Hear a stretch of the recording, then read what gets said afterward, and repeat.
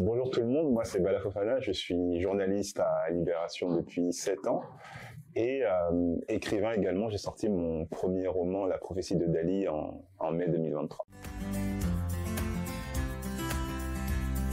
Ça raconte l'histoire d'un enfant qui va découvrir un pays dans lequel il est né mais qu'il n'a pas connu, et qui va découvrir une langue et qui va être confronté à une langue, à des problèmes de vocabulaire, de compréhension, etc. Et ouais, le but c'était de comment réussir à trouver sa place à travers l'amour des mots, en fait.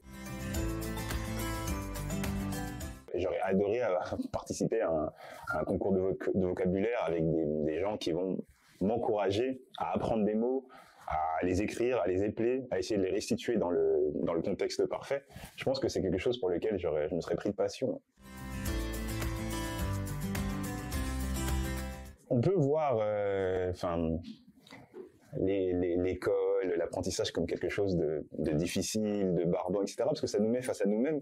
Mais quand on prend goût à enrichir son vocabulaire, pour moi, c'est une façon de pouvoir s'approprier le monde, en fait. Parce qu'on est dans des sociétés basées autour de la parole, basées autour de la communication et de l'échange. Les mots, c'est comme un nuancier, en fait. Et plus on en apprend, plus on voit la richesse de la langue, et plus on est outillé justement pour pouvoir faire passer des sensations, des émotions, des idées, etc. C'est vrai que par les deux professions que j'exerce, aussi bien journaliste qu'écrivain, je suis un peu un artisan des mots tous les jours. Je suis toujours en prise de tête avec quel mot je vais utiliser, quel mot va être juste, etc. Regarder le dictionnaire de synonymes pour voir tel terme, lequel sera le plus efficace, lequel sera le plus accrocheur. Et donc je suis aussi très reconnaissant, à titre personnel, de pouvoir vivre de ça. Je dirais persévérance, parce que c'est un mot que je trouve assez drôle. Ça mélange percer, qui est faire un trou, faire son trou, et voir. Et c'est un mot un peu laboratoire. Il y en a qui le découpent en perce et voix. Ça veut dire entraîne-toi, fais quelque chose, soit à l'action, soit au début d'une action, et analyse après coup. Ce serait here, qui en langue mandingue veut dire la paix, mais aussi l'absence de soucis, ou le bonheur.